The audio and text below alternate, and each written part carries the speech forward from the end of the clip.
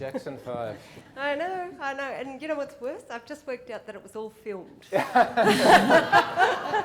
Oh dear. It's never going to go away. It's fantastic. All right, well, we're, this final session, or but one for final session, is really, I think, going to bring together a lot of what's been talked about over the last 2 days, really.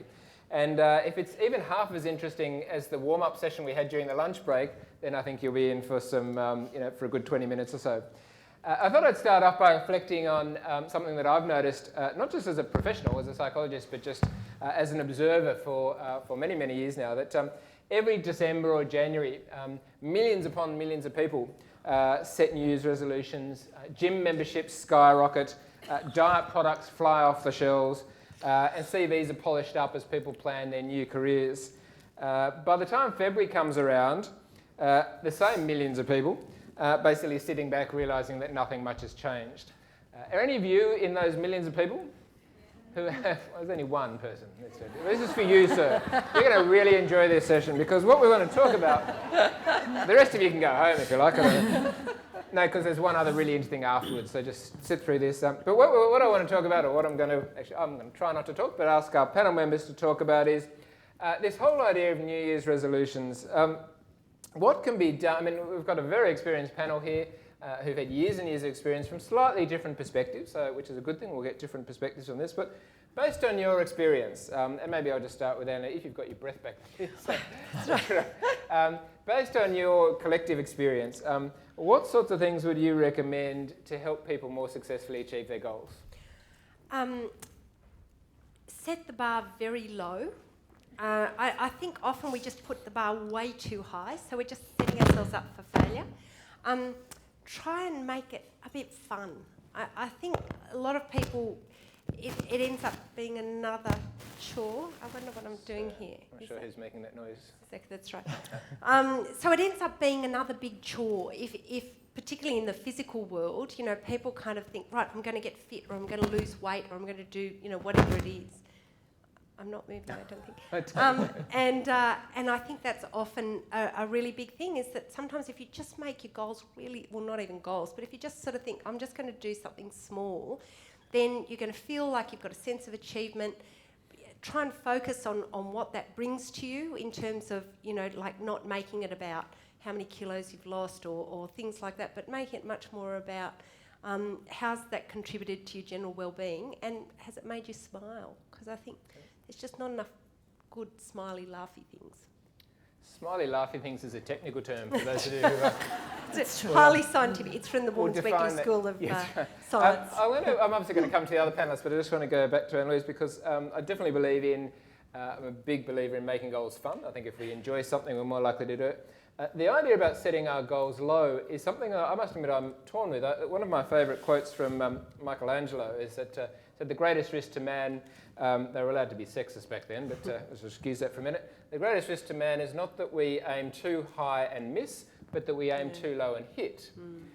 And I've always interpreted that as saying we should actually aim higher. And I think we heard some great examples this morning, particularly from Chris Sara, about, in certain situations anyway, the benefits of stretching and what we might call stretch goals or aiming high. What would you, based on your previous comments, how would you respond to that?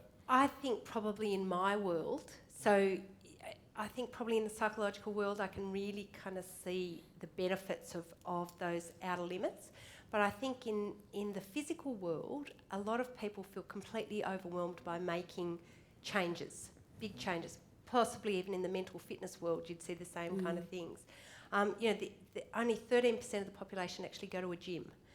You would think in your mind it'd be actually quite a lot. In fact, it's not very many people. And, physical fitness is something that is very hard to achieve. In fact, I don't even use the word exercise very much in my work anymore because it makes people feel overwhelmed. So I think it's really interesting over the years I've had to develop a language of accessibility, I guess. Sure. And I go to the gym almost every day, and I think if you looked at those 13%, a significant portion don't actually exercise when they go to the gym. That's right. That's another.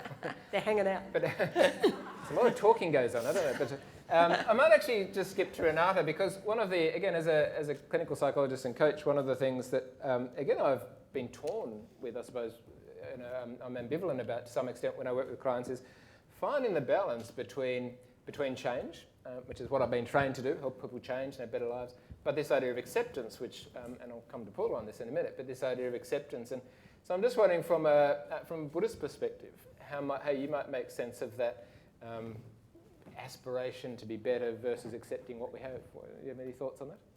Well, there's the mundane. I don't think that works. There's the mundane, and then there's the spiritual goal. And the mundane, well, I mean, we cope in many ways. For example, I think it depends very much what our Can I just resolution is. Can everyone hear? No, I'm not sure. Sorry, I'm not sure the sounds. So, Oh, there it is. It's working now. I think I've just got it. Thank you very much. Chivalry is alive and well. In Denmark, anyway.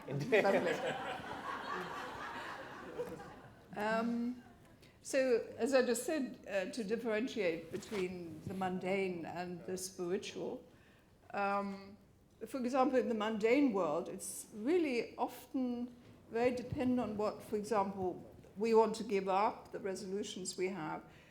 If we want to give up drinking to excess, it's really quite important to be very, very strict about it. From a Buddhist point of view, we need to go to certain parts of Buddhism, like let's say Theravada Buddhism, where we simply take vows. It's as simple as that. So we're actually very determined, because I mean, if we want to give up alcoholism, it's an incredible opponent. So we need to be very, very strong about it and take vows and so on. From a spiritual point of view, well, of course, I mean, the resolution is to become a Buddha, which is amazing. And often one falters. And it's not a question of self-discipline, but it's a question of keeping the goal in mind and the tension between where we are and where we want to go is what keeps us going. So even if we feel it's incredibly unlikely that we will become fully realized Buddhas, it is a tension between, being Renata Ogilvy and watching MasterChef and actually seeing myself as a fully realized Buddha. And that is what keeps us going. Okay, maybe something else. But and so, I mean, looking at you just now with Flu performing brilliantly, that is, an expression of incredible self-discipline, which, by the way, if I could just be a bit hectoring, is, I think, the survival characteristic of our century. Without self-discipline, we cannot overcome distraction, addiction, generally being overwhelmed by technology and so on. But we have to have the self-discipline to actually set limits for ourselves. Thank you. I want to pick up on you used the term vows. Yes. Buddhists might make vows. And it just reminded me, as you were saying that, of this amazing man that I just interviewed for this book that I've just finished writing. Frank is an 80-something-year-old who still, to this day, a week before I interviewed him, had finished a marathon, a full marathon. And he's run multiple marathons throughout his life. He's won all sorts of awards for his age. And I asked him during this interview, how do you keep getting up at 5:30 every morning, not to meditate, but to run? How do you keep doing that day after day? And there's various reasons, and he's a very impressive man for all sorts of reasons. But what he said is, it's non-negotiable. It's just what I do. And it's something, it made me think, it's something I've seen in all sorts of successful people, depending on how you define success. But as I'm saying that, I'm thinking about this concept of flexibility. We know there are benefits to this idea of, say, having a vow or making it non-negotiable. I fully support the benefits of this flexibility approach. Do you have any thoughts or comments on that, Paula? Well, when we look at the strengths literature, and just getting back to mental fitness, we know that 90% of a very large sample of 4.5 million, we were talking about this before, shows self-regulation in the bottom 5 of 90% of the population's strengths. So we're not that self-regulated. It's in my bottom 5. I mean, I'm not, I have to work at self-regulation and self-discipline. I think we've lost a bit of that. I don't think we're that self-disciplined. We're always looking for the quick fix. When you go back to meaning and you think about, if you're going to set a resolution or a goal, the literature tells us it's the striving for the goal, not the achievement of the goal, that actually gives us the greatest hit to our well-being. So it's just, and I don't know about you, but sometimes I know even getting a degree, you think, oh, I've got it now, okay, what next? But the striving for it is where you get your motivation. So if it's a New Year's resolution or any goal, I think the self-determination literature tells us it has to have meaning to you. It has to be internalised. If you're saying things to yourself like, oh, I should lose weight, or I should go to the gym, or I'll feel guilty if I don't, or other people expect me to, I can almost guarantee you your motivation is low and you probably won't be persistent enough to achieve it. If you find meaning in it, say, because I want to grow old and I want my children to see me healthy, I want to be a great role model, I want it for something intrinsic to me, it has meaning to me. Internally, forget everybody else, you've got much more chance of achieving it.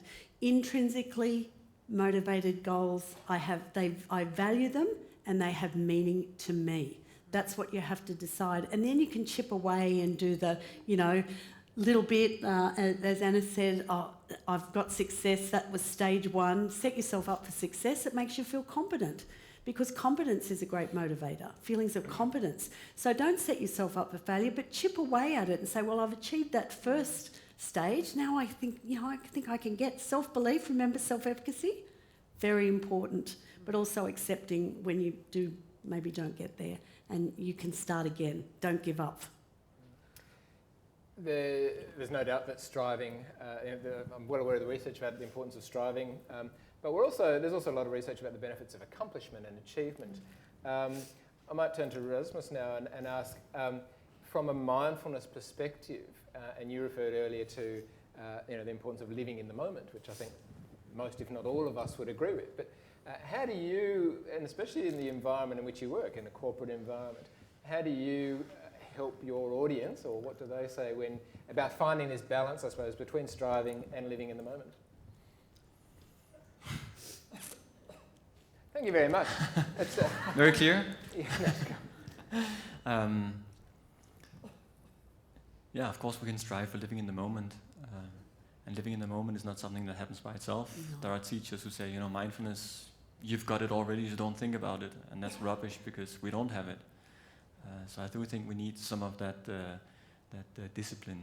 But discipline understood as not this, pushing yourself, pressing yourself, but as self-protection, as the Dalai Lama calls it. Discipline is basically a way of self-protection.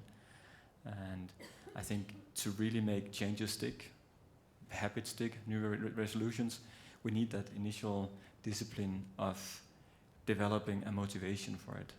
Because if we don't have that motivation, or as you call it, purpose and meaning, if we don't have that goal out there, then we have to keep on pushing ourselves, and it's an effort to make those habits stick.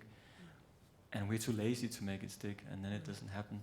So I think discipline is very, very important in an initial state, but discipline of developing a clear purpose and meaning for what we're doing. And then I think the third thing we need is mindfulness, because mindfulness from a traditional point of view, the Pali word for mindfulness, sati, basically means remembrance. Having the ability of, like a post-it sticker that you post on your mind, and I have to remember this, I want to stick with this goal or this objective, this habit. So mindfulness is basically about keeping in mind, having the awareness of what is important for you constantly. So I think you need a little bit of discipline, but then a clear sense of purpose, and then mindfulness to keep that purpose alive. For sure.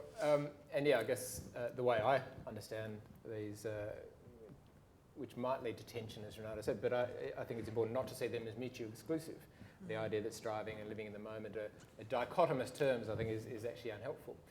But even as you were saying that about this sticky note in your mind, about constantly reminding, again, I thought back to my octogenarian marathon running friend Frank.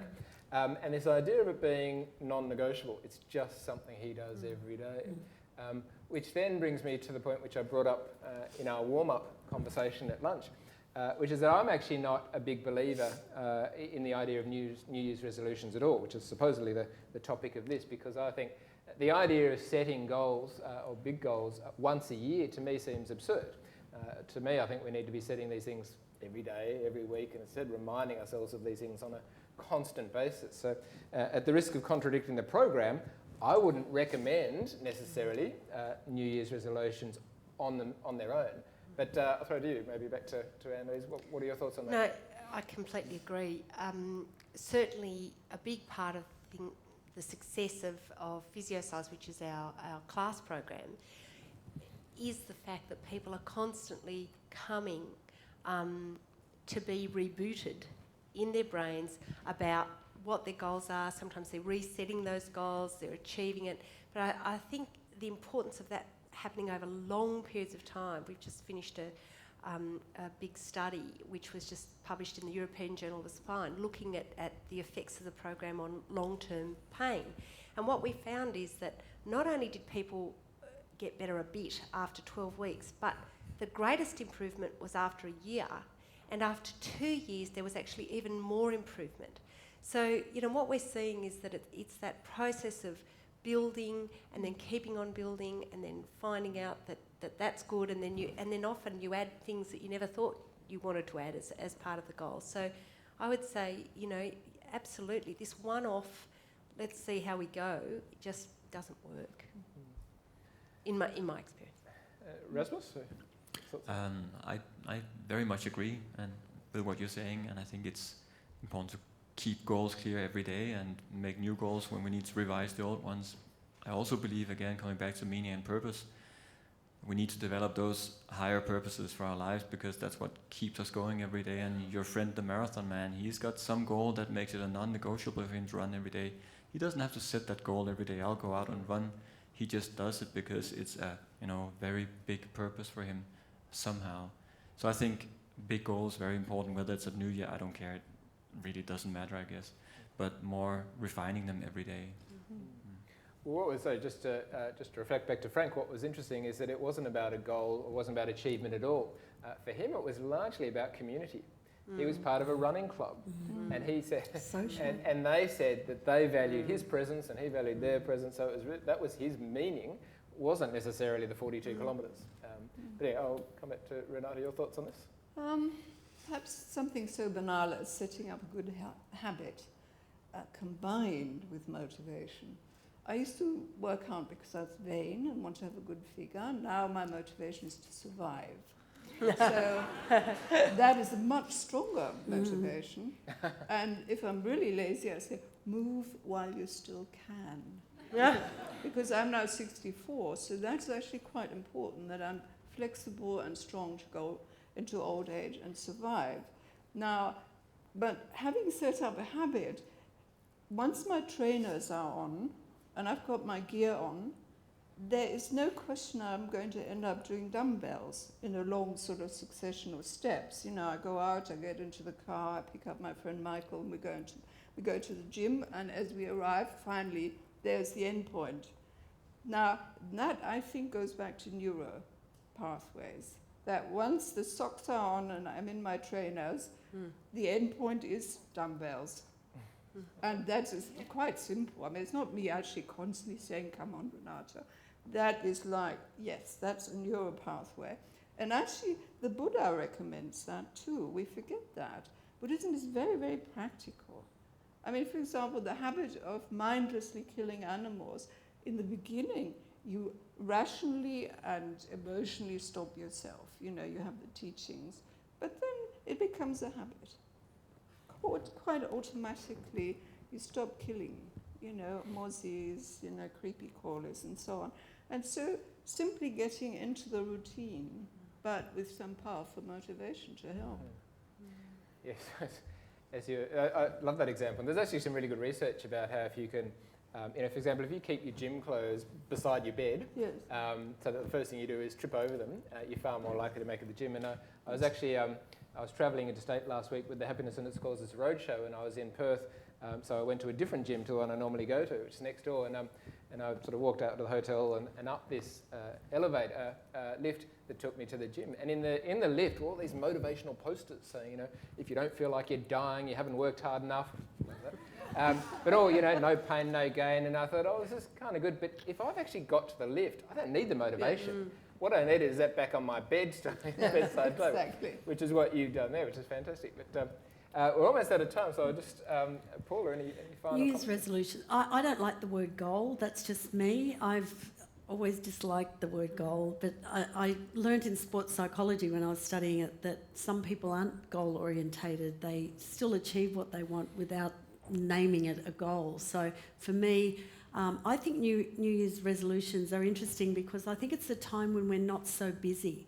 Maybe it's a time of renewal. There's a new year coming and we're not as busy in the new year because we've got breaks, because we're at home and it's Christmas, and maybe it's a great time to think about what you want for the year. But on the other hand, as soon as you get busy again, you don't have the stress kicks in and you don't have the strategies to keep yourself moving towards that goal. So perhaps New Year's is a good time to set it, but how are you going to maintain it? Sustainability to me is the big thing wherever you do it, new year, any time. And again, getting back to the why of the goal or the reason for doing it, I think I keep coming back to that. Thanks.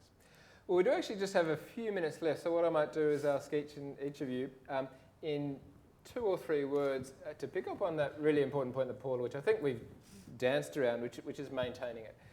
It's actually not that hard to make any change. It's hard to keep it up day after day, week after week, month after month. Most of us can do something for a day or two.